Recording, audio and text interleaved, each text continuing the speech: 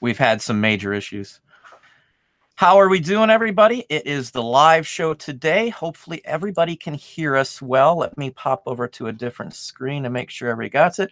I do have Wade's information actually in the feed. It's actually in the actual description as well as in the comment section. Hopefully we can hear everything okay. If somebody just give me a shout out here. I see we do have some folks already in. I think we're right on the dot, and I know I do run late a few times. Before we bring Wade on, there's actually a few issues I wanted to address. A subscriber was actually suspended just yesterday over an issue over selling a vintage railroad lock, which to me seemed very peculiar. He had the key with it. This is something that I have not heard of after selling locks on eBay for years and years and years and years. They've actually got a posted section on it, which I'm really surprised because in the past I've never seen anything like that. So it kind of caught me off guard. It was his first suspense on eBay, so they only gave him a 1 day. But if you're selling anything railroad related, I would actually go in and double check the rules on that. I've sold military and police badges that were obsolete and never had an issue. And the law is basically the same for police badges and the locks and all of that category in general. So if you are selling anything like that, you better go double check the rules. This is something totally caught me off guard to hear that. I've got locks and keys here right now. He actually took down the listing with the lock and the key. And I'm not going to call it any names. I'm not trying to step on anybody's toes. But he actually was told by eBay that he could go ahead and relist just the lock, which he did. And then they suspended him again for listing the lock. So if you are into that area, which I know a lot of people who watch the channel here are, just be cautious with that. So I just wanted to get that out there because this is something totally new and caught me off guard on an area that I actually sell in constantly. I always sell railroad. But without further ado, let's bring Wade out here in just a second. If you don't know who Wade is, you haven't subscribed to Wade, Wade's kind of like me in a way. He's a family man. He does this as a business full-time. He had a career before this working for many years for, a national company. He's got kids and a wife who actually help too. Well, the kids, I shouldn't say help at their age, but let's bring Wade out here. Let's let him introduce himself and talk a little about himself, and we'll go from there. Guys, welcome in tonight. Thank you so much for having me. Seriously, it's a pleasure. Hopefully I'm coming through okay. Some people were saying it was blurry, but I do appreciate this channel. I appreciate you. You're one of my favorites. And I have to note, guys, he was the first interview on my channel. So if you guys want to go see that interview, you can. But thanks for having me tonight. It is a pleasure, seriously. And welcome in, guys. Make sure you smash that like button. We'll hopefully come up with some really good value, although I am sitting across a very smart man. So and yes, it is an IKEA hat, guys. I thought I would support because so many people were wanting to buy this hat, and you can go to IKEA.com and you can purchase them for like $8. But welcome in, guys, and thanks for smashing the like button. And I'm glad to be here, Don. Seriously. Well, I'm really glad to have you on. As Wade said, Wade was one of the first ones that he was the first person who actually I decided to go on their channel. I had been offered and asked many times. In fact, I've got a couple right now. Since people have been seeing some folks on my channel, I've been getting hit up a lot more. But Wade's a great guy. I picked him just because of his channel in general, the type of person Wade is. He's a straightforward, straight shooter. I would list Wade on my 100% honest people's list, and I don't say that about a lot of people. He does a lot of things with some of the other folks that I talk with, like Scott, Shane, and all those guys too. So he's somebody who I've paid a lot of attention to and watched a lot. I don't have as much time these days to watch his channel as well as anybody else's channel. I never go back and even look at my own videos half the time. Somebody else edits them mostly these days. Wade does something that a lot of people don't get into, something that I've done, which is actual storage locker auctions. Now, I've done 2 in my life, so I don't have much experience. My experience with it was that it takes up a lot of time and a lot of space. You got to know what you're doing, and you got to be able to judge these. You want to just kind of go over what the process and how you got into storage lockers in general, Wade? Yeah. So, and excuse me, guys, like I got this crazy sore throat and I never get sick. So I've got a bunch of these. Hopefully these little guys help. All right, so storage units actually is the reason I'm in front of you guys today. Had I not done storage units, I probably wouldn't be on social media or really selling on eBay. It's I've been doing it for 4 years now, and just like everybody else, I watch the shows. And I watched the show Storage Wars, and I thought, man, I'm going to make millions. And of course, before this, I've sold on eBay, but never with storage auctions. And so I decided to buy my own first storage locker unit, depending on where you're at in the country, storage unit, storage locker. And it was horrible. It was the worst locker I ever bought. Takes a lot of space, a lot of time. And luckily, and I tell this to everybody who starts storage units, you really have to get a proof of concept. You have to do this a few times. And that's kind of what I did. So I forced myself. I said, wait, maybe I'm not cut out for this. I bought it. It was horrible. Then decided, you know what, I'm going to give it a go. Bought a few more, and then rest is history. Now I'm hooked. But it's not for everybody, and I'll kind of explain that later in the show. There's a lot of things that you have to realize. One being space. Time is a big issue when you buy these things. You'd be surprised how much stuff people can put in a 5x10 or a 10x10 unit. And a lot of people, they look at the units and you realize it goes up, not just spread out, right? So a lot of stuff. And then also you have to, cash flow is a big thing too, guys, because depending on where you're at in the country, some of these suckers go for a lot of money. Some of them don't go for a lot, but the vast majority of them go for right around $300 to $400. And if you buy a few of those, that's a lot of cash that you're putting out for these units. So cash flow is another important thing. There's a lot that goes into storage unit buying other than just raising your hand. But it's been a blast. And Don, ever since I've been on YouTube, I've got to meet people from Storage Wars like the auctioneer, Dan. And if you guys look on my channel, I think a week ago I had Renee from Storage Wars, the show, on my YouTube channel. So the relationships and everything's been great. But anyways, I bought the storage units. And I was like, what do I do with all this stuff? Of course, I got to get rid of it, recoup my money. And that's kind of where eBay came into play. And then, shortly after that, decided to start, my YouTube channel, my Instagram, social media in general. And it's been history ever since. Very interesting. Very interesting. My experiences with it was the same thing. We didn't realize how much we actually bought in the storage locker. And we only spent a couple $100. It was just to see what it was like. There was only like maybe 6 people bidding at the one we were at. So it wasn't anything packed. I don't know what they usually are. It was in the old west end of Toledo, which is a older section, and the hopes were to find better items that were sitting in a storage and over there. And it literally, it was bigger. I think it was like a 12x10 or 12x8 maybe. It was longer than it was wide. So it filled up my garage. And then the second one we did was like the week after that. We had already put in a absentee bid on. We didn't know if we were going to be there. And then we ended up getting it. And then we had so much stuff that we decided not to do it again for a long time and haven't touched on it in all honesty since then. Yeah. One video I'd like to touch on, Wade just had one up on stage photos. And this was a key area that I wanted to address on. For those getting into it, he's expressed the fact that it does take a lot of money because you're not going to sell the stuff as quickly as you can. You got to go through it. You got to clean it. Emptying it out alone took us a couple of days. They gave us a week to get it out. So there's more to it. With the stage photos, what I run into, not just stage with auctions, but they do that now with estate sales and even the local live antique auctions, we run into that. What's your best advice on picking the best unit if you want to get started in this, Wade? It's really tough. There's different opinions. Obviously, there's a lot of the facilities are not going live, which, guys, means you can basically be in your boxer shorts at home and you can bid on these units right with your laptop.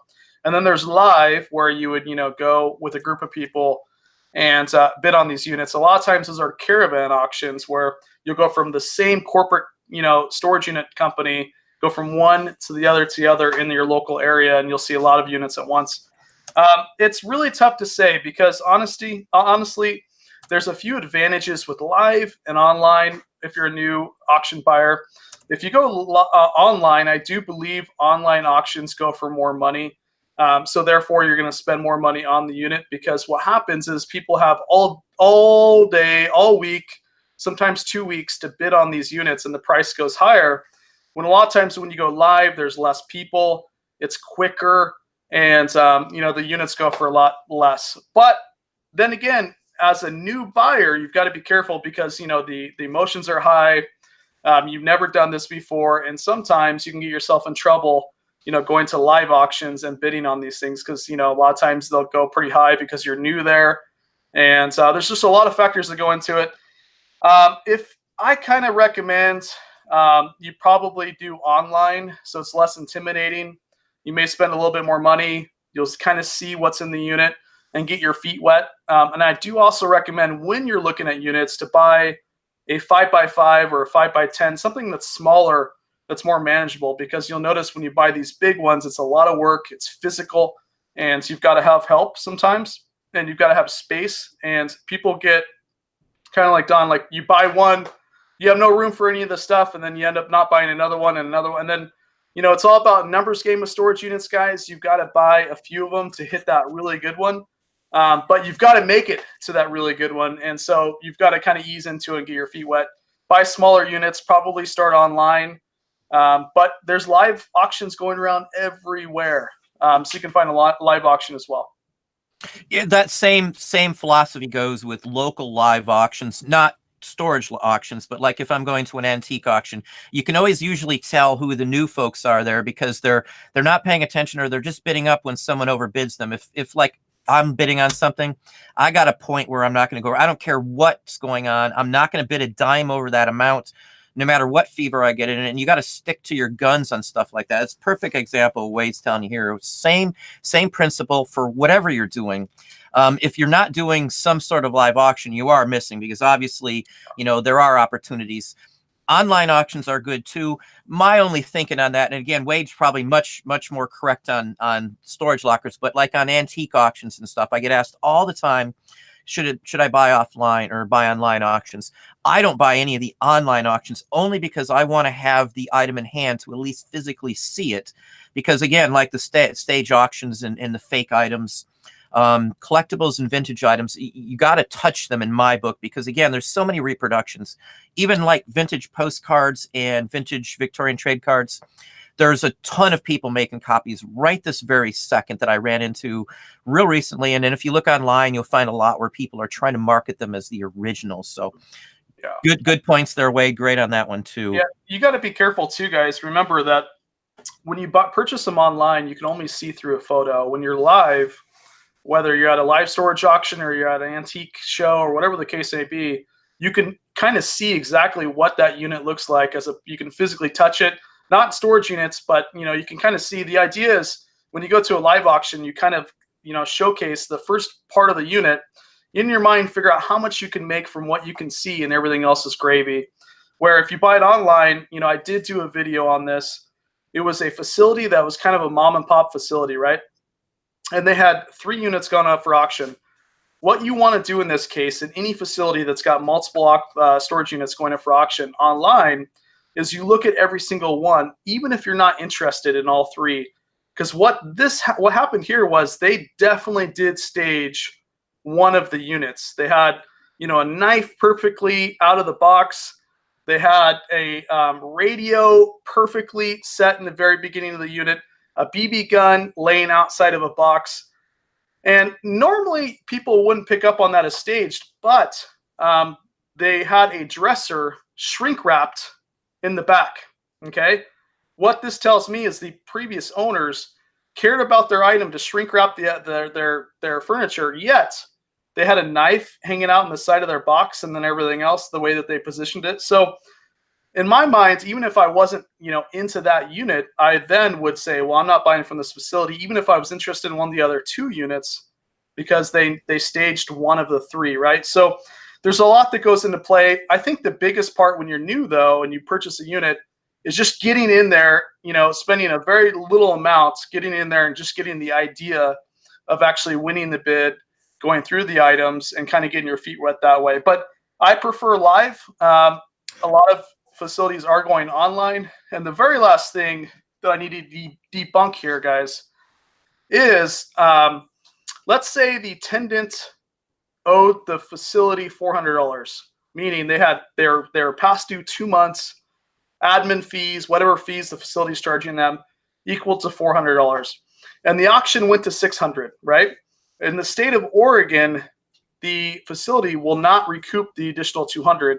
They'll send that to the family if they can get a hold of them. If not, it goes to the state. So they're not staging these to make more money because they legally can't after a certain point. Whatever they're owed, they can recoup. But anything over that, they have to send back to the storage unit old owner, or it goes to the state, because a lot of times people will change their phone number or their address. They can't get a hold of them. And so that's kind of the idea. But they're staging it to at least recoup the money that they're owed, because a lot of times, the vast majority of times, the units are under what the facility is owed. So just kind of an idea, guys. Yeah, I think that's called as cheated to the state. I think something like that. I can't remember. I'm probably pronouncing it wrong, but the gist of it is I've seen them do that here before. I got a friend who does some, and we've went into some, not storage lockers, but I buy out occasionally, like a business with a couple partners that we get into, and I'll take like electronics or, doodads, and he'll take the equipment and, structures and shelving or whatever else. So I get you on that one. That's a good point. What I would take that as on these, the stage photos, they're marketing it. And I would think the same thing. No one in their right mind would leave a knife and a BB gun setting out. If they're storing the items, they would have buried it, boxed it, and it would be done. And yeah, I get that. It's a marketing ploy, just like anything else. Just like when you're looking through the estate sale listings, they're going to show you the best items. Just like when you list on eBay, you're going to show the best items in there to get people drawn in, which I would agree with Wade. If I see them staging one listing, I would never deal with them again. I'm very strict on legitimacy of things. In the past, my wife has a friend who owns a storage unit down in the South, and she there was an episode, and I don't even know what the show was, that they found an airboat in there. She was there and watched them bring this thing into a storage locker, this airboat. It's a small one. So, I mean, I know that a lot of these are staged. I know Wade's aren't staged because Wade's a real guy, and these are like real full-fledged, storage auctions. But some good points. Now, this is one that somebody emailed me when they found out you were going to be on. And actually, somebody else had mentioned this who I was talking on the phone with. Laws and regulations on do's and don'ts with like personal items. And I know watched a lot of yours, and I know that you set stuff aside. Is that technically a law, or is that something like that the storage locker organization or business association requires of the unit, or how does that work? Yeah, it really depends state by state, but it is a law, basically, that you're not supposed to keep any of the personal effects, like you're going to find a lot of people's lives. And before we go any further, when I bought hundreds of units, I really wish I would have filmed the first part of my storage unit career on YouTube, because I've got some crazy ones. But it is sad when people lose these units. And with that, you find a lot of personal stuff. You'll find, bills, social security cards, IDs, the list goes on, right? You'll find a lot of times arrest records, medical bills, and so it's tough, because what happens, the law here is you're supposed to basically keep all that stuff, and some facilities will say leave it in the unit, and then the manager will come by and pick it up, or some managers will prefer you to bring it up to the front desk. And then what happens, they'll box it up and they'll try to give it back to the old owner, or, in some cases they'll call the friends and family.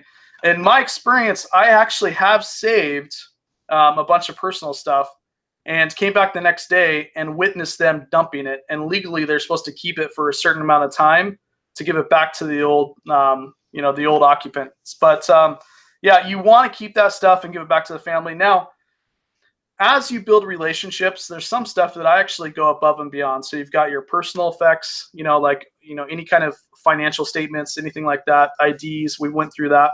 But rare cases, I do come across other stuff that I'll give back to the family too. Like, for example, you find a lot of baby shoes. Some facilities won't take that back because technically you're supposed to keep that, either dump it or whatever the case may be. But I'll talk to the managers and say, hey, you want to give this back to the family. Urns with ashes is another thing. You'll find a lot of that. Some military effects I'll give back. You can sell, obviously, a lot of that stuff on eBay, but some of it I just would feel wrong keeping, so I do give some of that back as well. And as you're filming, you need to make sure that you are not showing this stuff on film, because you can get in a lot of trouble if you show on film somebody's social security number or any kind of identifying information about them. So there's kind of a fine line with filming. Some facilities won't even let you film. So as if you're wanting to be a YouTuber and fill storage units, know which facility you're going to and which facility will allow you to film. But there, yeah, you're legally you're supposed to keep all the personal stuff back, and it is tough too, Don, because a lot of times when you go through the unit, you don't fully go through the unit until you go home. So you do find a lot of storage unit buyers are lazy, and they'll bring all the stuff back to their warehouse or their home. They'll go through it, but they'll trash the personal stuff, because they don't want to go back to the facility and hand that back to them. So it's kind of a fine line. It really comes down to just integrity. And what I do is I try to go through the unit, film it, get the personal stuff. I do find a lot of personal stuff when I get home. I box it up. I put the address on there of the facility. And if I ever drive back in that location, around that area, I'll grab that box and give it back to the managers there. A follow-up on that one there. Have you ever had a time when, like, one of the prior owners or the last person who had the material came back and said that there was something in there that they wanted back and sought legal action on? I've heard that happen to somebody else, that he actually was sued for buying the unit and not returning something, even though technically he could have kept it. Has that ever been an issue for you? No, these things happen very rarely. I have had where when I buy the storage unit, when I'm at the auction, you'll see the old family or the person who lost the unit outside of the facility. And sometimes, in some cases, you'll see them in the office waiting for you guys, especially if you buy it online. They'll wait there, at the desk and hand you their phone number and ask you if they'll, you can give stuff back to them, right? I've never had anybody come after me legally. It's such a tough thing to prove, because really it's he said, she said, what's in the unit. Nobody knows what's in there really. So you just want to make sure that as you're doing this, if you're doing everything for the right reasons, you'll never really have any problems. That's truly what I believe. So if I go in a unit and I find something that, I could sell, but it makes sense to get back to the family, if it's not a high dollar item, I'll do that. If the facility will allow me to give that back, remember, because they don't want anything other than personal, because it takes up space. And the vast majority of the old owners will not come back and pick up bills, because obviously they're having issues prior. So yeah, it's just a moral thing for me. I've never had any issues, but you do want to give that stuff back, because here's another issue too, right? Let's say you buy this unit and it has IDs and social security numbers and all this stuff.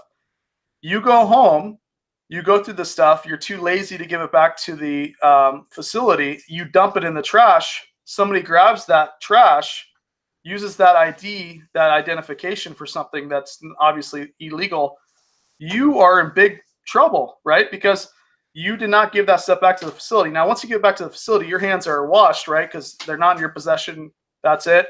But if you put it in your trash, they go through your trash, they grab that stuff, some random person, that's definitely, I can see that being a lawsuit. So there's just so many things that you got to look after. Just make sure you're morally doing the correct thing when you're going through these units. Well, let me touch on that just one more time, because there was another sideline on that, and I've watched a few other people. Somebody you might know, and I don't remember the gentleman's name, but he was claiming to found drug paraphernalia in there. What do you do on something like that? Like, let's say you found a pistol in there, or some drug paraphernalia, or literally drugs. What do you do? I mean, are you held liable for anything? Let's say you bring it all home and not knowing it's in there until you get home. Is that ever a concern, or do you call the police when something like that happens? Or it's tough. So I actually have a video out there I did with a buddy of mine, and we found, 6 pounds of weed in the unit. 6 pounds. I mean, it was in this. It's still up on YouTube, believe it or not. And so when you do something like that, it's really up to the buyer what to do, right? Sometimes they'll grab the drugs or whatever the case may be, and they'll ask the facility manager, and then the facility manager, since it's on their property, will decide, do they want to call the cops? Do they just want to dispose of it? I mean, there's so many directions that you can go there.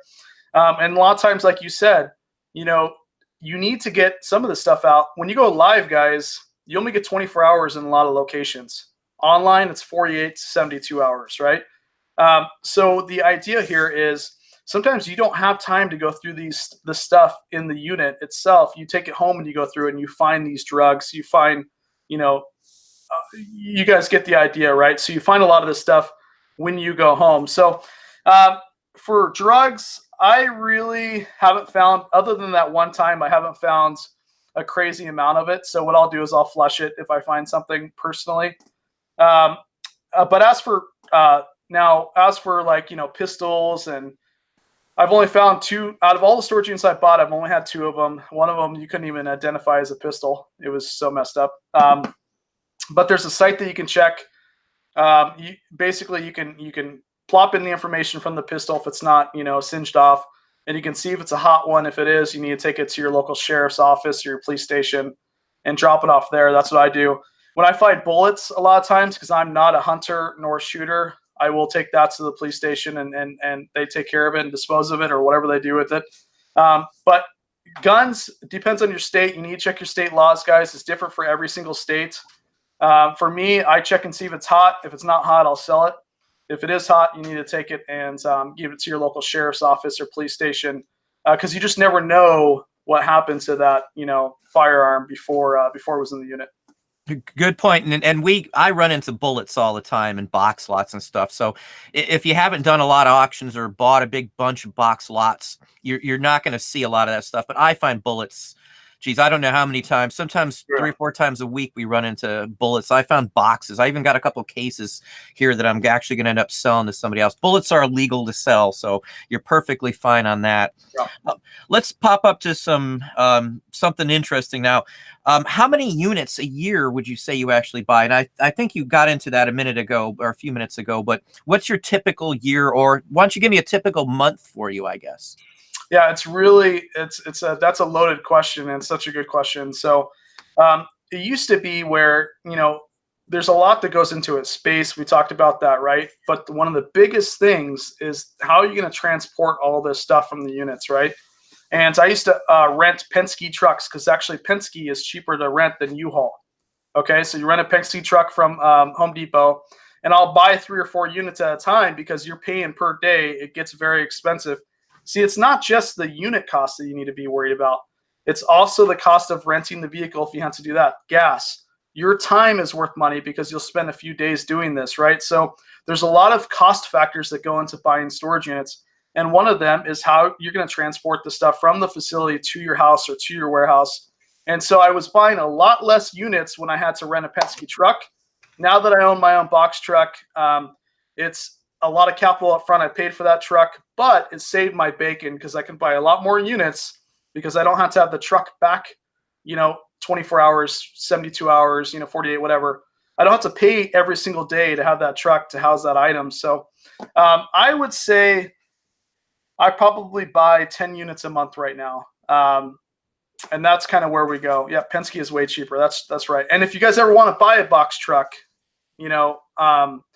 obviously check around for prices, but Penske and U-Haul will sell their trucks after they get to a certain mileage, and you guys will get a dedicated rep through Penske or U-Haul that can contact you, give you a manifest and prices for their trucks. And they do maintenance those trucks quite often. So, my truck I bought, it's got 140,000 miles, but it was maintenance really well.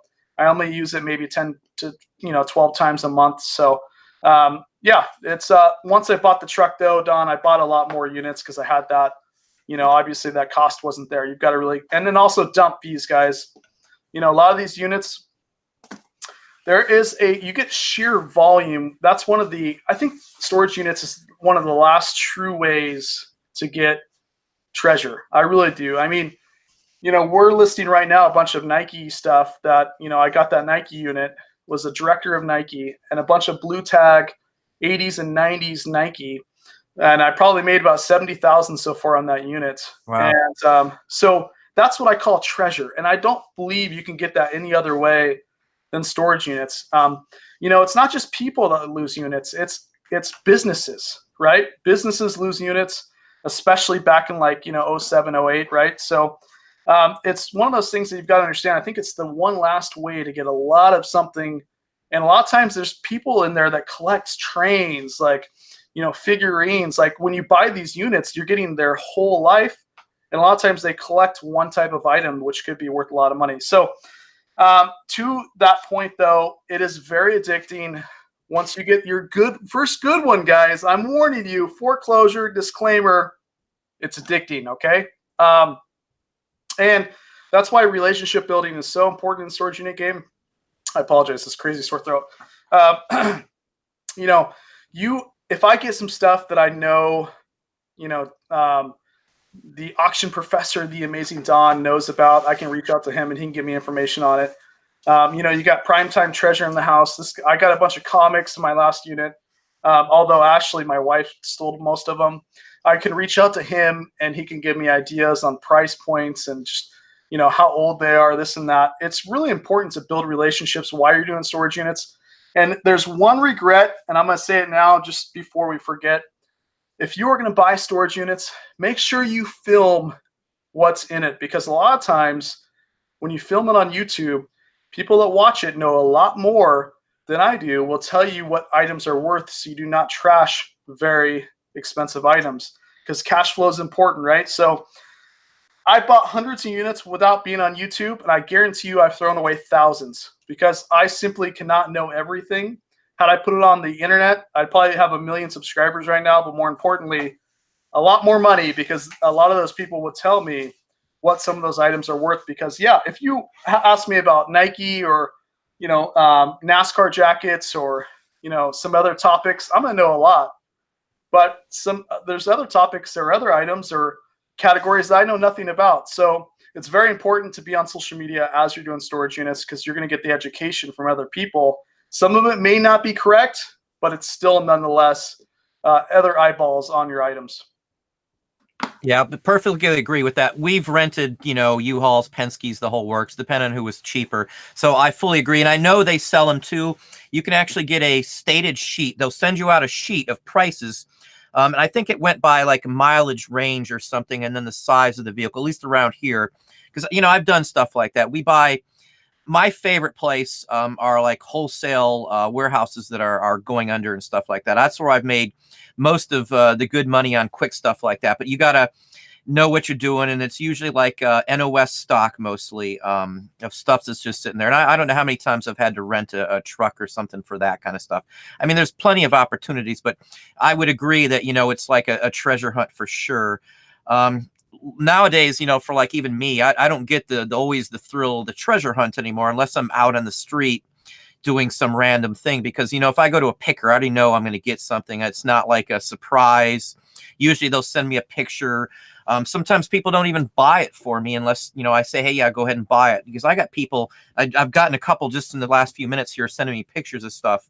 They're out sourcing or they're doing something. There's a couple auctions running tonight. So, I figure they'll keep going off through probably 11 o'clock tonight with things that I might be able to get. So I don't get the thrill, and I understand the addiction on it, because back in the day when we just did this as a sideline, it was an addiction to just see what you could find. Nowadays, it's a full-fledged business, and sometimes it's sad that you miss the treasure hunt anymore. So once in a while I go out just to get that thrill back in, and I don't say I record everything. I wished I had the time. We do have a GoPro 7 Black coming in, so I will be doing better videos with that. Somebody else is trying to bug me before about going to a storage auction this week, and I told him no. I don't have the room for it, in all honesty. So let's hop into a couple other things here related to storage auction. Now you said the Nike one. Now I know you've got that huge, massive antique one where you guys made thousands and thousands of dollars. What's your biggest one that you've done? Would that be the Nike one now? It would. And that's another, I forgot. I mean, again, there's so much that goes into storage units, right? Some of my best units were not live. They were online. And that's kind of one of those things that you've got to understand too. As much of a hindrance, looking online, you can only see what's in front of you, right? You got a picture, and you're at the mercy of the facility taking the photo. That's another issue too, right?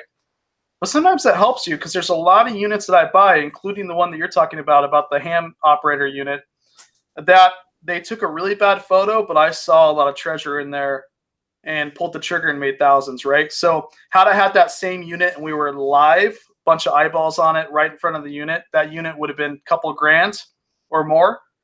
So that's another advantage. Sometimes you do get online versus live. You do find those gems that nobody else sees. So yeah, they tend to be a little higher sometimes, but then sometimes they don't because of that fact. But yeah, Nike unit's been the best unit. I've been chasing that one ever since I bought it. Long story, the guy had 2 units. He had, and guys, when somebody loses a unit, it's public knowledge who that person is. Okay, you can find the name of that person. A lot of times people will find the name of the person, they'll Google search them, find out what goes in the newspaper. Don't they have to publish that in the paper? Around here, I think they have to say this auction or this will be auctioned on such and such a date with the owner and why it was done. Isn't that how they do it? Yeah, when you buy them online, they don't show the name on some sites, but you can easily check that out. And live, always, yeah, they have the name. In fact, a lot of facilities like Public Storage and some other ones will give you a sheet and you'll have their name right on it. So it's not illegal for them to show who lost it. And you can sometimes research them, find out what their occupation was, and kind of get an idea before you start spending your money, possibly what's in the unit, although that has never worked for me and I've done it a few times. So I don't really do that. There's some people that do.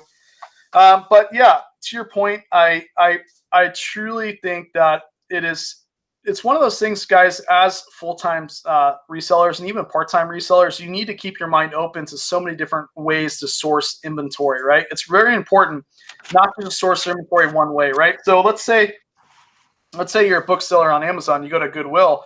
A lot of these Goodwills now are paying employees to scan these books before they even put them out in the floor, right? On these, in the Goodwill bins and different areas. So imagine if that was your only way to source. You need to have multiple ways to source. And I'm not saying that if you've never bought a storage unit, you should go buy one today. But I am saying you should go to Storage Treasures, Locker Fox, Bid 13, Storage Auctions, .com, and go to these sites, plug in your zip code, and just keep an eyeball constantly on what these units are going for and what's in them. Because a lot of times, like I said, you can get a business that's liquidating or it couldn't pay their bill or whatever the case may be. There's just so many ways you can source inventory, and you really need to make sure that you have your eyeballs on multiple ways, whether it's liquidation, you've got, storage units, retail arbitrage. You constantly need to be searching for really good deals. And this is just the way that I do it as well. Yep, good points. Many points that I touch on as well too. We source all over. There's no specific place that I have to go. I do have pickers, so I'm a little different than a lot of people. One area that I don't talk about, which relates semi to this, for us, it's foreclosures. I do a ton of foreclosures, and they're usually done with partners, so I don't have to shell out the whole thing. With the foreclosure, you might have to spend $30,000. So it's not the same. You got to have some stake in the game, and it's big. I don't want to sound big and high and mighty, but it's semi-high rollers that are playing in this field. And there's people that I can't even touch, but these are sales like a warehouse that goes under, like NOS stock that's from like the 80s and 90s is the stuff that I go after, and that's all FBA items. So I don't tie myself to one platform. I don't tie myself to one specific thing. I've got, other stores. I don't share everything with everybody. So, and I've got other eBay stores. We've got 3 eBay stores. So some things I don't shell out and I don't share. I have talked about some of the things we do. Storage lockers I'd love to get into, but again, space. If I'm doing a foreclosure, it's pallets usually of stuff or shelving units. I don't have to clear out the whole building. I'm just buying a set section of the warehouse if I'm doing it that way. And then I can literally pallet, call it to a friend's house. He's one of my partners. And then we actually will just box it up, FBA, the whole thing, but you're talking, I might have 400 of the same item. I might have 500 of the same item. Whatever you do, whether you're doing storage auctions or what, you got to know something about what you're doing and not shell out the wrong money on the wrong items. So I know you do RA. I've seen some of your RA videos. I know you've been to the Goodwill bins. What's your favorite, I guess I should say? Because I know you like the storage auctions, but do you like the thrill of being out on the street and, finding something, even if it's not worth a fortune? I'll even take in trash, guys. Anything that you can sell. Honestly, Storage auctions are my favorites. Although I do like the Goodwill bins. I like taking the kids there because you can roll them around in the carts and look through all the bins, find treasure there. You'd be shocked what people throw away in Goodwill bins, guys. And Goodwill bins is a lot of people. It's funny, like a lot of people don't know what Goodwill bins are, and if you don't, and you're in chat right now, just Google search it. It will blow your mind, seriously. But I do a little bit of RA as well. I like going to Ross, Burlington.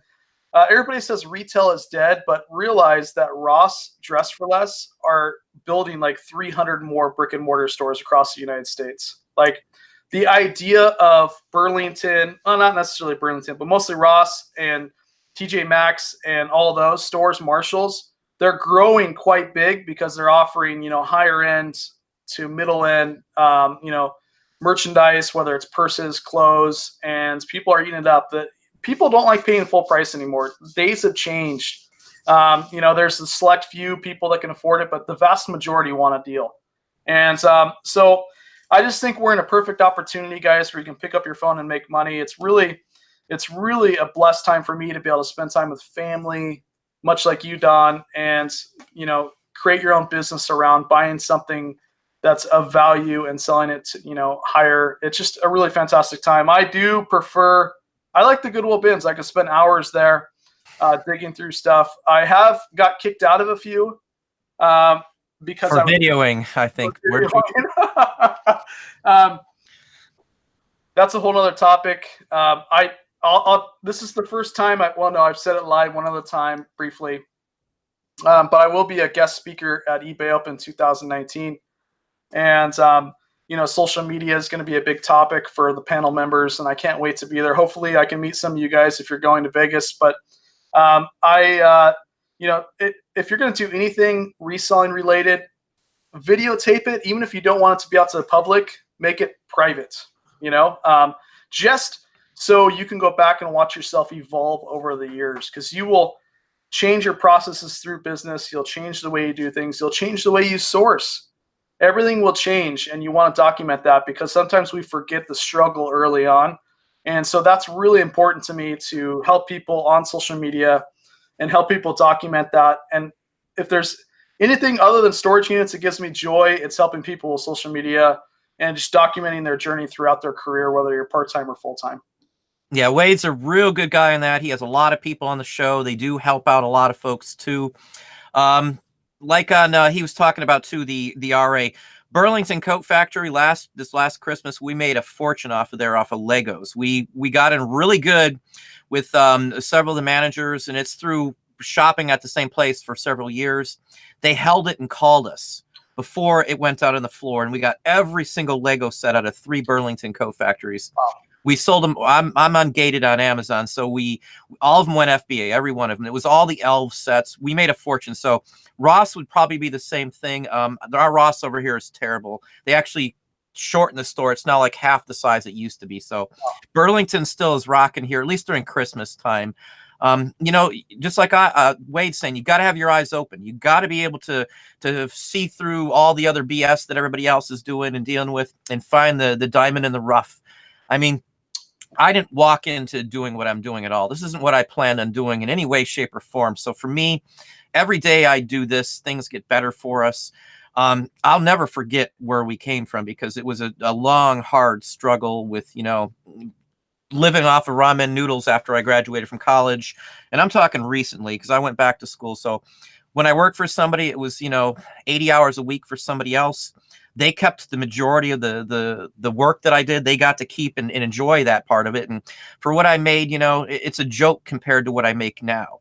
I mean, even on my best year working for somebody else, on a good month, I can make that in just a month doing reselling online. And no exaggeration. I'm talking as a regional manager, I can make more in a month doing eBay, Amazon, my own businesses, any day of the week.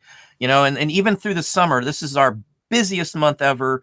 Last month just rocked my world in so many different ways. We didn't even know if we're coming or going. It's still like that. So season doesn't matter. There's so many different things you can do. There's so many different things you can sell, and they're all based on, your abilities to research and find the best items. You want to talk a little bit about dumpster wars, because I know you just mentioned that, and that is a topic on here. What you guys got planned for the next season? Yeah, and just one quick, I want to make sure everybody heard that. A lot of people, when they go full time, they think, I'm never going to make what I made with my job, but I'll be happy because I'll be full time. I'll spend some more time with family. And if you heard what he just said, it was the complete opposite. Yes, Definitely. I can definitely make more than what I did before. So I think a lot of times it's a mindset, guys. You've got to have that killer instinct to want to succeed, because if you don't, you're back to that 9 to 5. And I think everybody has seen this Instagram post, but it's this gentleman, this older gentleman. He's, standing next to this really expensive car. And the caption basically is, I may buy another car next month if you keep working harder, right? So you're basically working for the man, build your own dream. But dumpster wars is a very interesting concept, much like storage wars, but it's revolving around dumpsters. And so if you guys want to watch that, there is a playlist on every contestant's channel. And we're up to 5 episodes now. The 6th one will be airing Sunday. We had a little hiccup because of weather, but basically, guys, it's a dumpster show that's point-based. So we've got 5 people. It's almost like watching an A&E show. It's you don't find any staging, anything like that. People are going. They get 3 dumpsters each. If they find one item that they can resell or that they keep themselves, they get 1 point. And then they get 1 point for the whole show if they do a swagger. For example, Scott, my man, the bearded picker, ate a chicken sandwich out of the dumpster. Obviously, there was not a chicken sandwich in there when he showed up, but he does get 1 swagger point. I guess that's the extent of our staging. But if you do find anything out of the dumpsters, which you can, that's 1 point. The points get calculated towards the end. And if there is a tie, it's called Dumpster Wars, and then they get 1 additional dumpster to break the tie. But if you guys want to watch that, it is a pretty cool concept. And hopefully a lot of us will be in Vegas so we can do kind of a show together. Season 2, we are incorporating guests. So I'm going to try to get a lot of people in the reselling community that you guys have all seen their videos to do a guest appearance on 1 episode. And so that's going to be really cool. That'll be season 2 after Vegas, after eBay Open 2019. One more thing here too. I noticed you had a Asian specialist come out and appraise. How often do you end up doing something like that? Guys, man, I'm so glad you asked that. There's so many ways that you can film content. Don, how many times do we see this? New YouTubers start out YouTube and they think they just need to be stuck behind their computer filming their content, which there's nothing wrong with that. But get out there, guys. Like, think about this. There's so many ways you can film content. This is an untapped way to fill content. Basically, find experts in your area. Find experts, whatever the case may be, whether it's coin experts or, maybe they're experts in paintings or, find whatever experts you can in your local area. Say that you're on YouTube and you would love to film them going through some of the items that they have in their shop. They get free publicity and you get a really good video that benefits you as a creator, but more importantly, people watching because they get knowledge of those products. There's so many ways that you can film content. Go out there and do that. I don't see anybody doing that. So find experts in your area and just be like, look, and you'll be shocked. I've never had one person say that that they wouldn't want to be filmed. These are small business owners that have a lot of knowledge on a certain category. Film them, put it on there. It's crazy. But to your point, this gentleman he buys containers, and that's why networking is really key when you're in this business. Being able to be nice to somebody goes a long ways. It's crazy. So it's a very interesting concept, but being nice goes a long ways. Make sure you have your business cards, right, guys? And this gentleman here, I actually bought this Asian storage unit, had a lot of really expensive furniture, some early 50s and 60s reproduction, some non-reproduction stuff. And what do? Well, the vast majority of us will sell that incredibly cheap because we know nothing about it. And that's not the way to go. See, a lot of people think when they buy storage units, when they need to get the most expensive stuff and sell that first to recoup the money.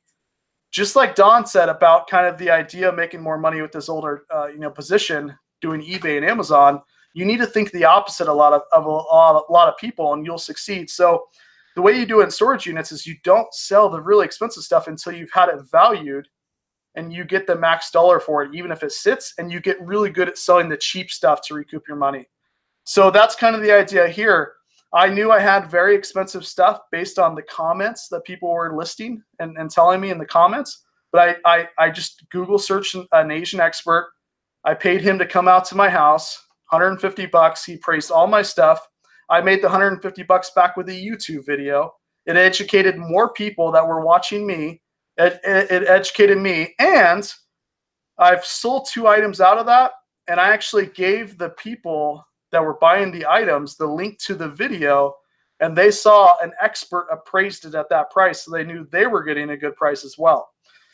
So there's so many different ways that you can approach things. Just keep an open mind and do the opposite of what most people are doing, and you'll find that. And here's the reason.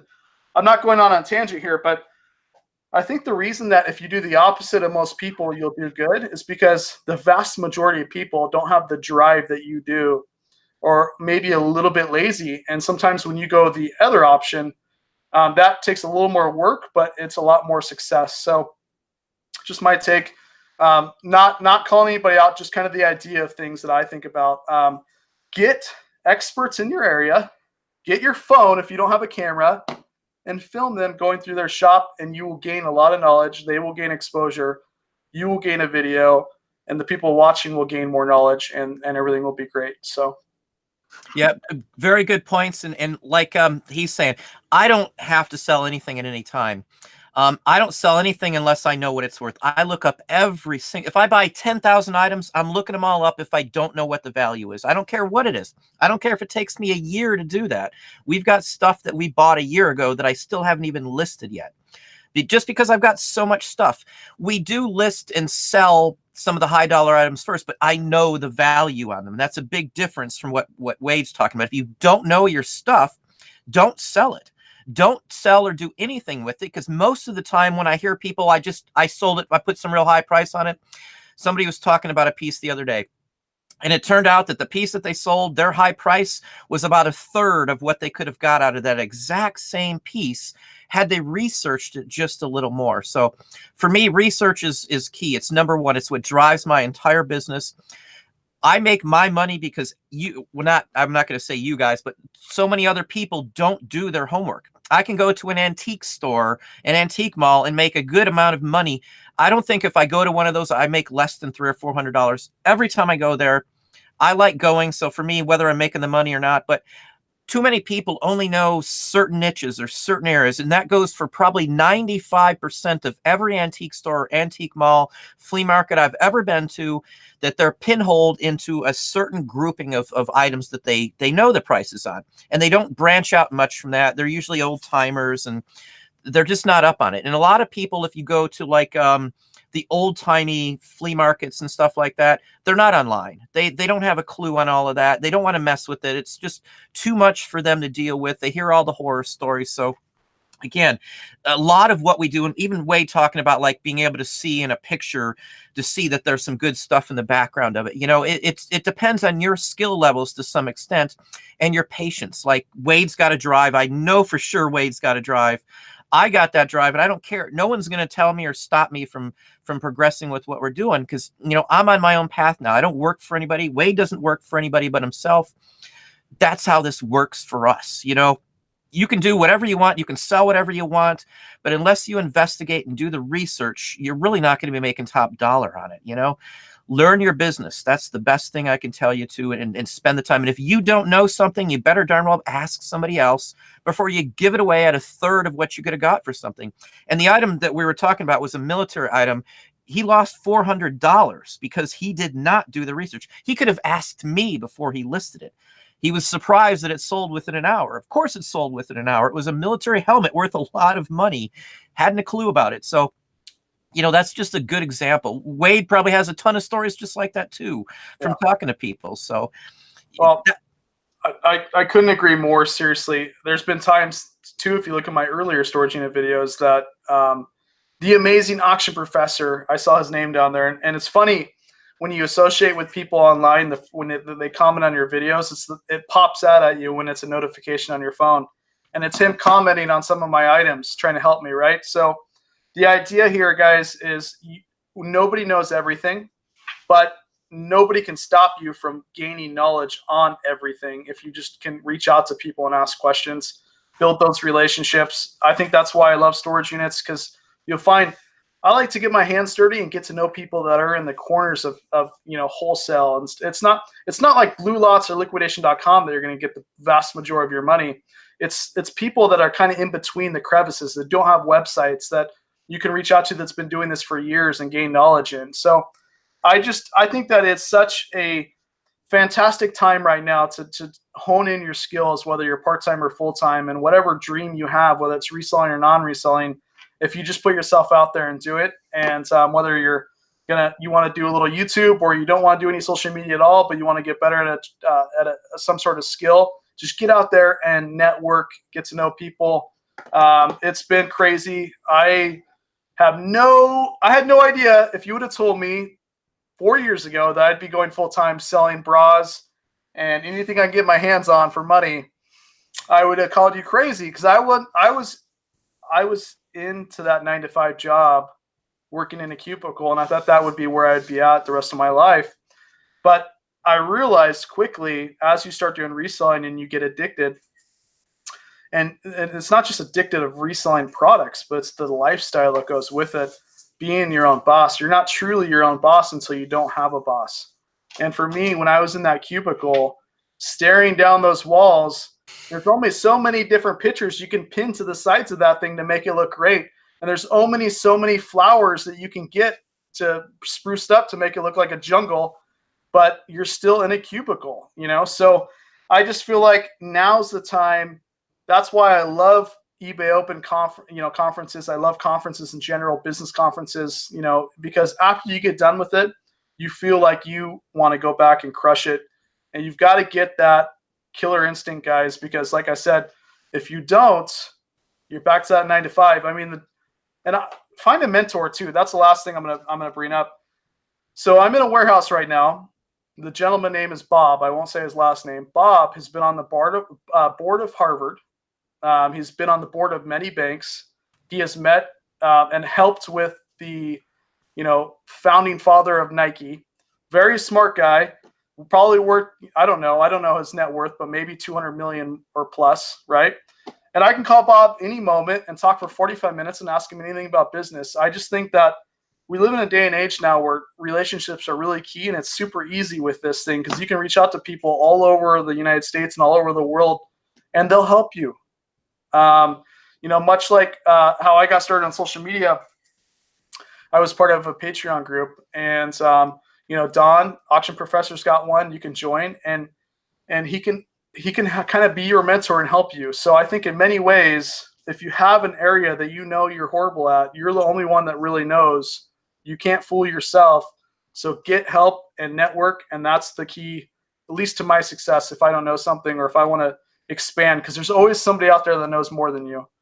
And more importantly, there's always somebody out there that has a different perspective that may help your business. Whether it's in storage units, retail arbitrage, whatever you're into, there's going to be somebody out there that knows something that can benefit you and your business. So networking is very key, guys. Yeah, networking for sure. I mean, I've talked about this. The one question I get too from pretty much anybody who wants to get into this is, how did I get pickers? Now, I can't go into how to network, tell you how to personally network. You got to have some skills dealing with people. You got to be able to pick the right people to deal with as well, too. You got to be able to see through, I guess you'd call them the flim-flam artists who, try to promise you the world and they don't deliver anything. There's more of that than there is anything else in my world. At least what I see around here, half the sales are phony, or they're, rigged or something like that. So you got to be able to see through all that, network with the right group of people.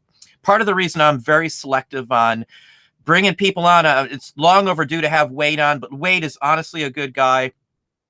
So I am broadening my reach a little bit, and we're trying to bring some other folks into the channel and stuff. So, it all has to do with networking in general. Wade's got some expertise skills in many areas that I couldn't touch on. I don't think I would want to do 10, storage auctions in a week. I'd be lucky to do, a couple a month, just because of space, time, in consideration like that. You know, you got to have the drive though. And I can't express enough. And I've got a video coming out too on eBay and what it can do for you. eBay, honest to God, and this isn't some fantasy at all. eBay has changed our life to the so much better. And I know I do more than just eBay, but it's eBay that started it. It was eBay gave me the doorway to where I'm at now. I'm sure for most people it's that way.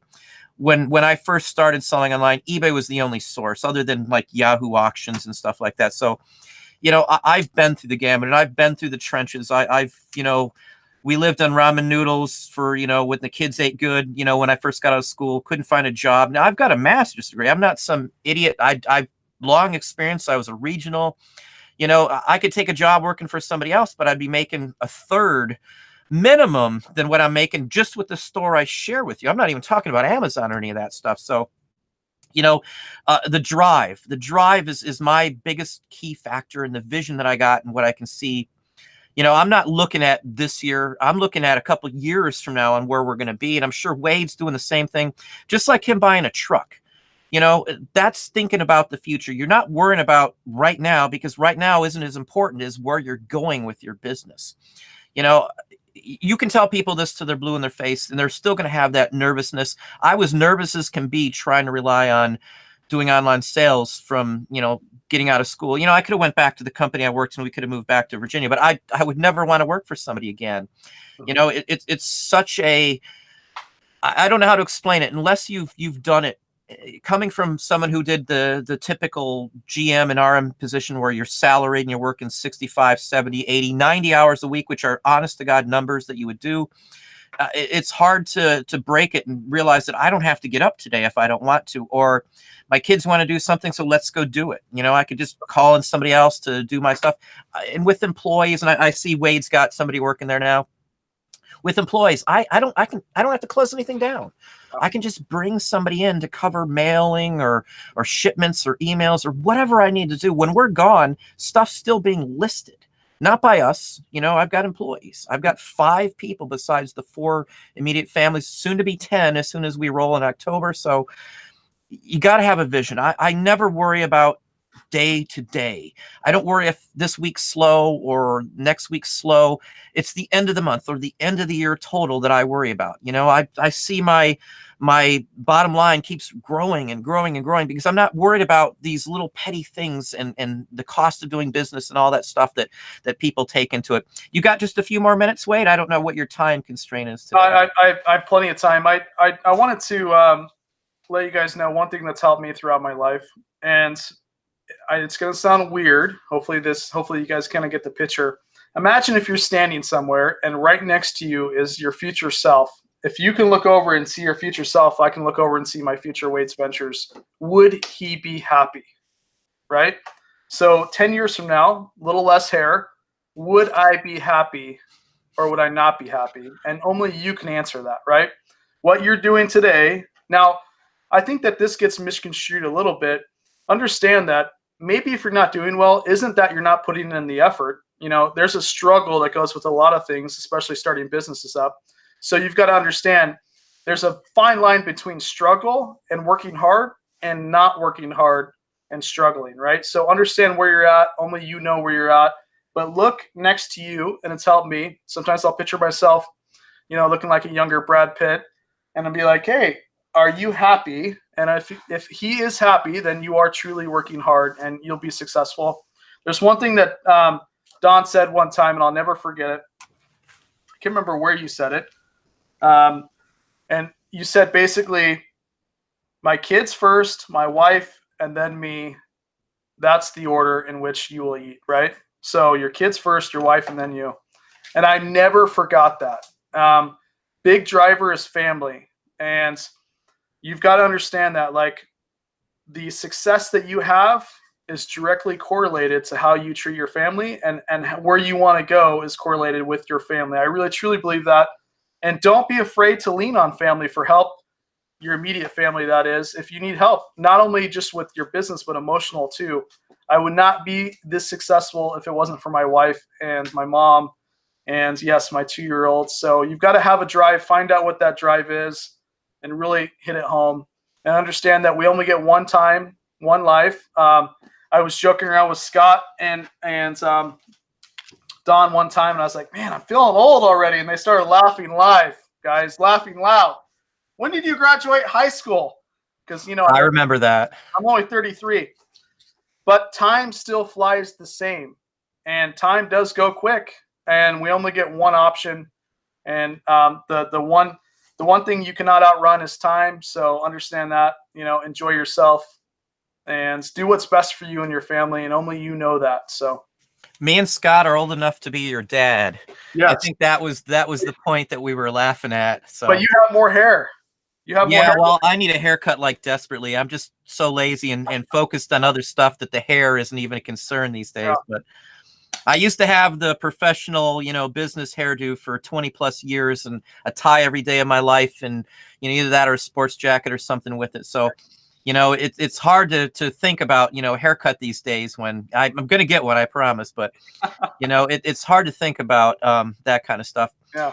Along with that, Wade talking about looking at yourself in the future.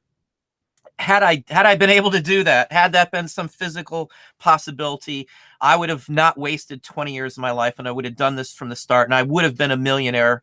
I, no doubt in my mind, 100%, if I did this 20 years ago, I would be, you know, I'd probably have 10 million in the bank. And I'm not exaggerating. You know, even to this day, you can still be a millionaire doing this. And I'm not exaggerating. We've sold over $1 million in our first 4 years doing eBay full time. It's not a factional or a fictional number. That's factual. That's sales. That's not what I made, of course, but that's literally sales. It took us 4 years, but nowadays that number, every year you get an increase if you're doing your business and you're expanding it. So don't look at, you know, the naysayers and the people saying you can't do this, you can't do that. I wish to God that I could have done this when we first started selling in eBay. In eBay back then, I didn't think who could make money on a living. We always came up with money for bills if we needed it when we first got married. You know, we were, you know, just working together and we were young, no kids. You know, it's a very nervous step to go. And I would never recommend anybody quitting a day job to do this until you've done this for a while. I did eBay for years of our life on the weekends. When I had free time, we did eBay, a couple auctions. That was back then, it was just auctions. Most people did. There wasn't any of the buy it nows, bins or anything like that. So, you know, look at what you want to get out of life, I guess I should say, and use that as your vision. What would your vision be of a good life for you?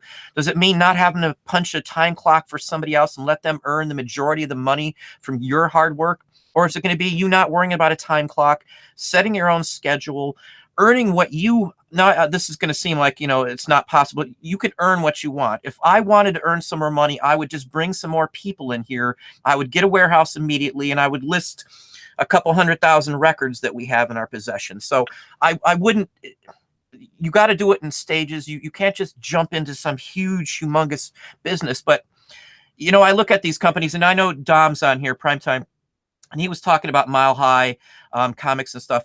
Now, those people started off as a small-time company. You know, no one expects to turn it into something big. I never expected to be financially or business-wise where I'm at now. And I've got all the business skills and the experience and all, but I never, ever, ever in my life would have dreamed that this is what I would be doing. Everybody thought I was crazy when I first started doing eBay in the first place. It's a flash in the pan. It's some novelty to wear off. Who's going to buy that, you know? But, you know, nowadays, no one's laughing. Everybody's looking, how can I do that, you know? And we've lost friends, you know, when we started to make more money and pass them by. And I didn't think of it that way, but, you know, you get people like that. And those are naysayers in my book. Who cares about, you know, who makes more money or not? The point is to be happy. Just as Wade said, it's kids, wife, and then me. That's how it should be for any reasonable, honest, sincere family man, in my personal opinion. I'm not saying everybody has to be that way, but that's me. And that's honest to God. I would give my life in a second for one of my kids. I don't care what it is. You know, if it meant that my kids would survive something, I would instantly not even think about it. Same with the wife, you know, and that's literally my driving factor. My youngest son's got some heart issues, and he's probably gonna have some awful surgery. So, you know, we look into these things. That's my driving factor. There is nothing else I need other than my family to tell me that this is what we need to be doing. And it's I don't have to do any more proof and show the rest of my family that this is it, because they can see how our lives change. So, anyway, let's get on a little friendlier and more enjoyable topic. And I have to ask this question, Wade. I don't want to put you on the spot. Haunted storage lockers. Now, I haven't got a chance to watch the video, and I know you've got 2 up that say that. Can you give me a gist on that there? Because I haven't had a chance. Maybe this weekend I'll hopefully get the time to watch a couple extra videos. Yeah. So as you do YouTube videos, you'll realize that I was like, well, how am I going to title this video? Before we opened it up, Mom was like, man, I'm a little creeped out because it was completely dark in the area. I don't understand why, but all the lighting worked throughout the building except about 20 feet in front of our storage locker, which was really dark when you watch the footage. And so that's why I named it a haunted storage unit, because it was the only one out of the whole building that you can barely see. In fact, I couldn't even film inside the unit. I had to film outside the unit 20 feet away in the light to show the items. So it's, to piggyback off things, the people that do things with the purest intentions are super successful on social media. So yes, you do need to make clever titles, but you also need to have a pure intention of just being who you are and not doing it for the money. And I find that those type of people do the best with social media. So yes, you've got to understand that when you create videos, you want that catchy title. And probably that unit was haunted with ghosts. Who knows? But but it's super fun.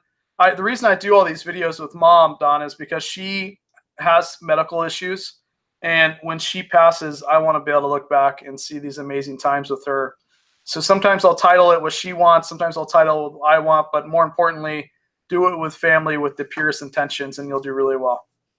I think people are commenting, IKEA.com, you can get these bad boys. I'm going to wear this in Vegas. Now, I'm not going to, nothing wrong or nothing against anybody going to eBay Opened. I remember the old days with eBay Live when it cost you like $15 or less to get in. I'm going to address this because I don't know how many people have asked me about going, just real quick, and we'll just get off topic for just 1 second here. I can't justify financially wise in me. And again, I don't need to go out and have the fun time. Nothing against it. I would love to go if it was local and I didn't have to worry about the financial aspect of it. But for me, I just won't do it just because I would rather spend the time and the money with my family. We've got we're probably going to go international trip this year. So that's more along the lines of what we're doing. So nothing wrong with eBay Opened. I know last year it was packed, 2,000 people. 60% of those who went were newbies, and the other 40% were those who had been on for a while. There is a lot of stuff good that they announced. For me, I do so much other stuff. So if they had like an online conference for all of online business together, I'd probably go to something like that. But my time these days, if I go to an event, I'm usually going to like a, what do you want to call it? Like a business expo where there's like wholesalers and things like that. That's where I spend my time. If I'm going to go to a trip, and I went to some recently, I drove 400 miles the other day to a business expo trying to find a couple new wholesalers for some items, which I did find. So, if you're new and you don't know everything and you want to get the gist of it, eBay Open would be definitely a good thing for most people. Just in my area and where I'm at in my life and stuff, it's just not something that I don't want to be away from my kids. My son's got a medical issue right now, and we do not want to be very far from home. 400 miles was pushing it for me because his doctor is, in another state away. There's only 100 and some odd doctors that he has to deal with. So I don't have the ability. I'd love to go out and hang out and meet Wade and everybody else too. So that would be the biggest plus, being able to physically meet people. And we've been talking, and a lot of people have been talking about getting some to like meetups here in my local area, which we'll probably do as well. Cause I've got 3 or 4 other people, including another channel, that want to set something up. So networking and meeting people is a good thing. Just not my thing for eBay Open with my family issues. So I'm really proud that Wade's going to be one of the speakers. And I think you said there's only 6 total that are going to be speaking. Is that correct? Yeah, there's 6 total, really cool people. I don't want to say their names yet because possibly on social media they haven't announced it yet, and I don't want to steal that thunder. But yeah, it's here's the thing it comes down to for me is like there's so many other people that are way better eBay sellers than me, way better businessmen than me, way better businesswomen than me. But the fact that, you know, if you try really, it's been my goal for the last year to be an eBay speaker, just to have that under my belt, because at the end of the day, if I'm going to be doing something, I want to do it to the fullest potential I have. If you're stuck flipping burgers, it's flipping burgers, but you might as well flip those darn burgers the best you can, because then that will lead to what? Another position that you may be more familiar with that you like. So if you're going to do something, do it the best you possibly can. Take the best photos you possibly can. Do the best possible thing that you can to, you know, propel yourself to where you want to be. And that's kind of my thinking. So that's the approach I took with eBay Open. I can't take any credit. I don't know who put out the word to have them contact me, but really cool group. And I couldn't be more proud to be, you know, selected for that. And hopefully I can live up to some of the to some of the public speaking and the social media and stuff that they're going to request. But eBay conferences in general are great. You've got to also understand, though, where you're at in your business. Can you afford the flights? Can you afford the hotel, the ticket? Like, there's a lot that goes into it. And more importantly, time, right? Time's a big one there, yes. Yeah, so you have to understand where you're at. And so it's not for everybody, but the beautiful thing, too, is there will always be, hopefully, another chance to go to the eBay Open or a business conference in general that you're interested in, like ASD or something. So, you know, understand that. I think the biggest thing for me, that if I look back at all the failures that I've had, I can almost see everyone that I've had resulted in me not being patient when I look back. So I know it's easier said than done, but try to be patient in the way that you approach things in life, especially early on in your business, and understand that you won't build it up to where you want it in your head overnight. And that's kind of the approach that you need to have. And if you're looking at going to a conference like this, or if you're looking to buy more inventory, we were talking about wholesale. And I guarantee you, when Don started, you know, his business, he didn't have 20 or 30,000 to purchase a big order. So think about this stuff ahead of time, and maybe possibly, if you can, set up a separate savings account, save a little bit of money, so that way when opportunity knocks on your door to buy a bulk buy of merchandise, or, you know, a closeout, or maybe a store is closing out and you want to purchase all the inventory, or whatever the case may be, that knocks on your door, you'll have that capital. So always think a little bit ahead, stay in the present, but think a little bit ahead, save for stuff like that. And more importantly, if, you know, a conference like this would be to your benefit and you want to network and meet people, they had the best ribs last year. Oh my God, I gained 20 pounds when I was there, right? And that's just there. Imagine all the buffets I went to. So, you know, if you want to save for a conference like that, which I do recommend eBay Open for networking and meeting people, and like-minded people are in a room and you shake so many hands that your hand is numb. But at the end of the day, you're meeting so many cool people. I met the head of, I can't remember her name. I've got her business card. She is the head of all the baby category within eBay. Will I ever need her? No, probably not. But it's the fact that I was able to meet her.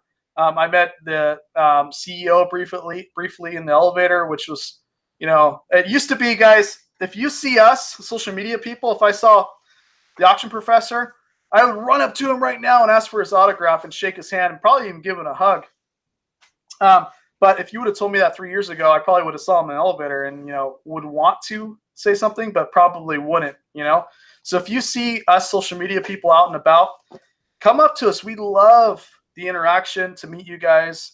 We're just the really crazy people that decided to pick up a camera, nothing more, right? So the last bit, I guess, guys, is plan for the future. So just like I recommend people set aside, if you don't have really good cash flow within your business, set aside a little bit of every sale, accumulate that money, so then you can kind of take it to the next level and buy a lot of merchandise for a little bit lower price. And same thing with conferences. Save money for conferences in the future that you want to go to, because it does cost, 12 to 1500 with flights to go to these things. So you need to save that money if you want to be a part of it. And it'll be a lot easier for you when the time rings, and it's that time to go to the conference. But yeah, it's, be okay with the fact that you're going to fail, and you're going to fail many times. I would lie to you if there wasn't some times in my life that I was like, this is not for me. There's been many times where I thought about running to a resume and sending out my resume, and I'm like, what is this? And there's going to be those days. But if you can get through those and learn from your mistakes, that's the biggest thing, is when you make a mistake, learn from it. A lot of people don't learn from it, and that's where it gets you in trouble financially and otherwise. So you're going to make a lot of mistakes in business, and you're going to spend money where money shouldn't have been spent. But you're going to find those gems. Had I not got up that day and had my coffee and went to that storage auction, I would have never made $70,000 on that unit, those 2 units, right? With the Nike units. So opportunity will knock. You just got to be there to answer the door. And sometimes it's a little bit of skill and mixed with a little bit of luck and a little bit of timing. Those 3 things, right? Skill, luck, and timing. But you've got to be there to experience that stuff. So it's been a fun ride, Don. I appreciate you thinking of me. I'm really glad that I was able to do the interview with you.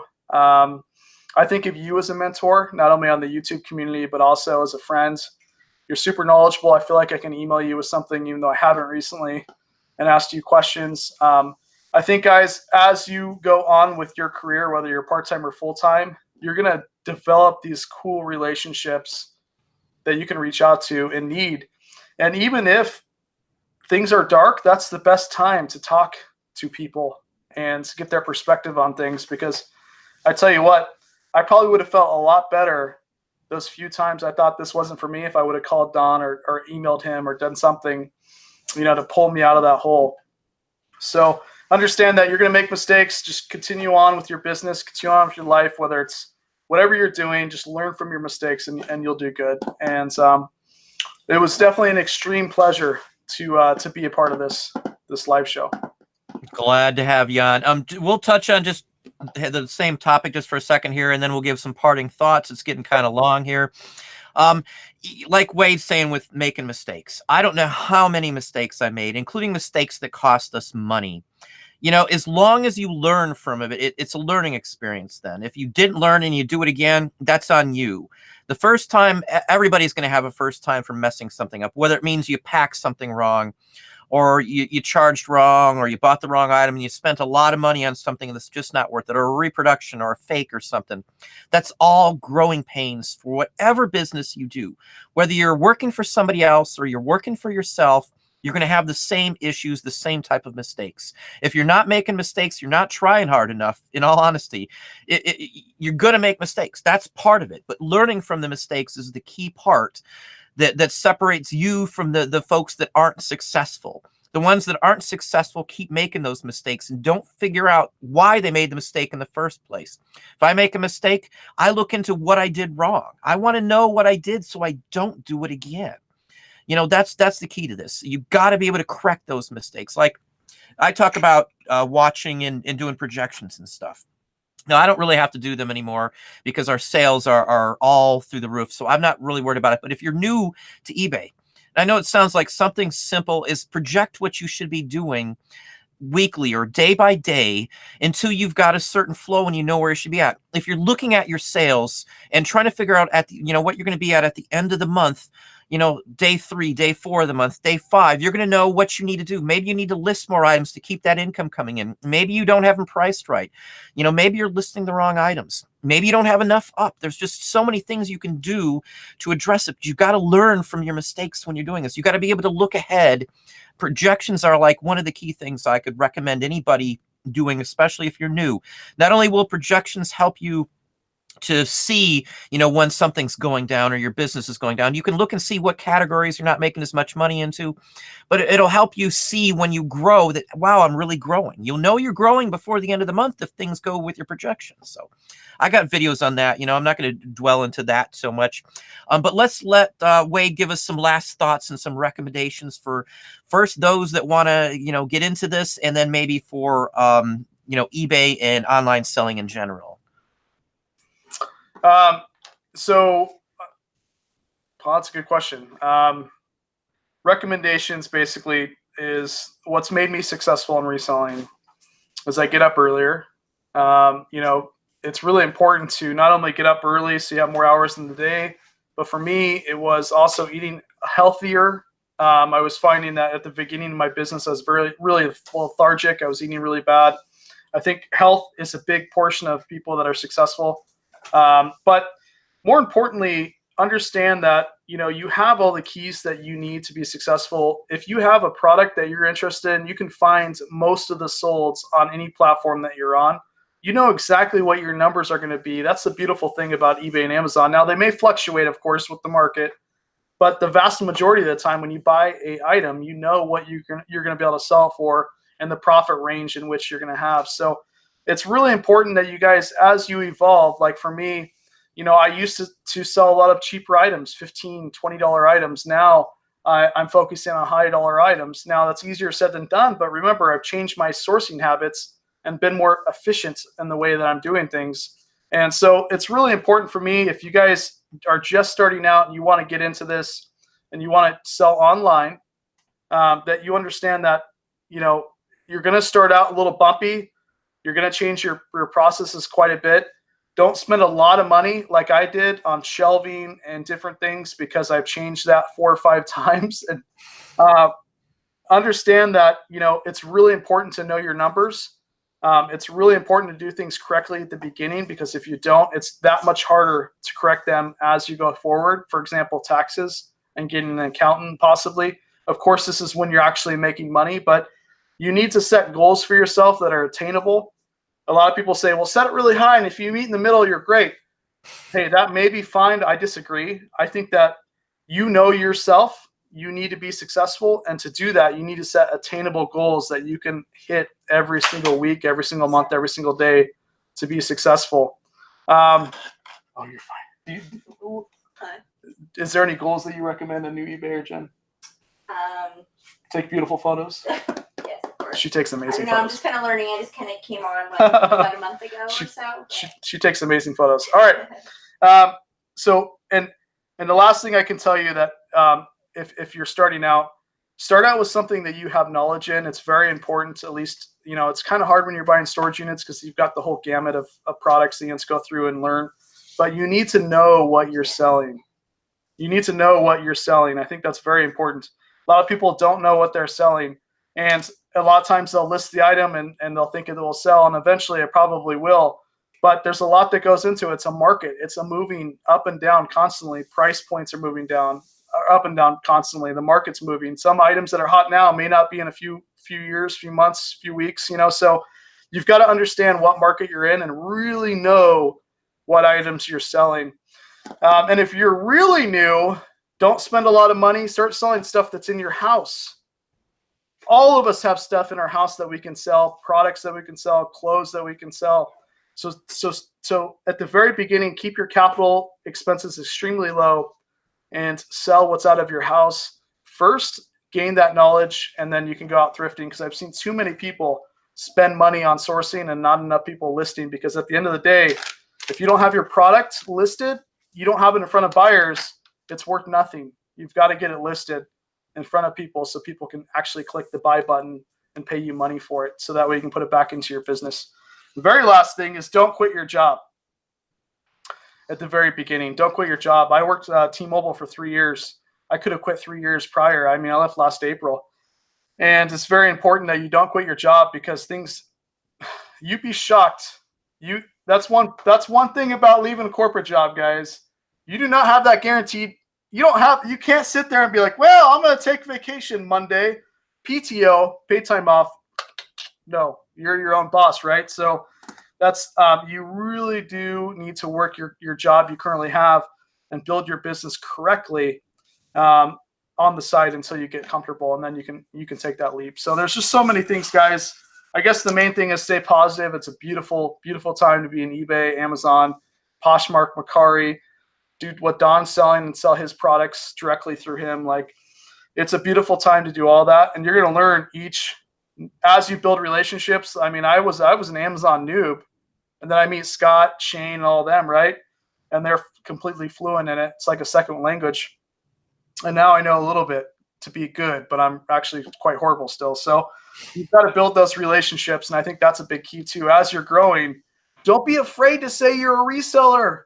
How many times do I don't understand this. People, they're afraid when they go to these brick and mortars to say they're a reseller to the owners. The vast majority of these small brick and mortar shops don't sell online. They don't sell online. They don't have the manpower to not only man the shop, but also sell online. Now, some do, but the vast majority don't.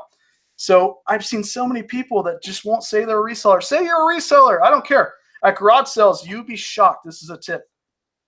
People say the business cards are dead. Maybe they are. But this helps me constantly. What I do is I go to garage sales. I give this to the owner. I tell them I'm a freaking reseller after you buy your items, of course, right? Because you've already got a rapport. You've handed them money. You're not wasting their time. So after you buy your items, you hand them money, you give them a card, because what will happen is I get phone calls and text messages before their next garage sale, and I can go before anybody and pick out all the good stuff, right? And a lot of times they'll text me and they'll say, hey, Wade, I've got this, and they'll send me pictures, right? I mean, inventory coming to you in some aspects. So yeah, it's just I learn every single day, and that's one beautiful thing about corporate is you are not the smartest one in the room, right? Quotations. And you've got to understand that feedback is a very important thing. If you can take feedback, you're going to be successful, because you're going to take feedback from people that actually are successful. And just make sure that within that little group of people that you want to learn from, make sure they're successful. You're not getting weird information. But the more important thing is you've got to take feedback well, because I think feedback can help you in many aspects. When I was younger, I would never take feedback, and it's got me nothing but problems. So I know I spit a lot of information at you guys, but that's a few things that make me successful. Well, thank you. It's been a pleasure having you on, Wade. If you haven't hit the like button, I got 150 people or so on right now. If you haven't hit the like button, why don't you hit the like button for us? Show us some love. Again, I'd like to thank Wade for spending the evening with us today. Again, I don't promote or talk about too many other channels other than the ones that I honestly feel are legit people. Honest, sincere, and family oriented. That's me, and that's what I kind of cling to or hang with and talk to. So again, if you haven't subscribed to Wade's channel, Wade's a great guy, great family man. He's got a wonderful wife and kids. Check him out and subscribe. Again, I've got links down in the description as well as in the comment section there. So we'll just say goodbye. I'll say goodbye. If Wade, you want to shout out one goodbye real quick, and we will let him go. Thank you so much for joining tonight, guys. It's been crazy cool. I've had a sore throat, but honestly, I haven't felt it at all today, because it's been such an amazing show. Thank you so much.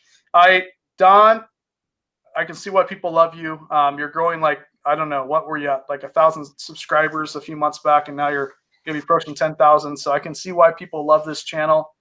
It's good, correct information. So thank you so much. Thanks for hitting the like button, guys. And make sure you spread the word about him. Go to your Instagrams and your YouTubes. I do know that below the video, you'll see 3 little dots. If you click that on the right-hand side, you can share this video out to your fans, your subscribers, and then you can also share it on other platforms too. Like, more people need to discover this man. So I really appreciate it. Well, thank you again, Wade. I really appreciate it as well. Maybe we'll have him on again. But I'll let everybody go tonight. Glad to have you, and have a good evening.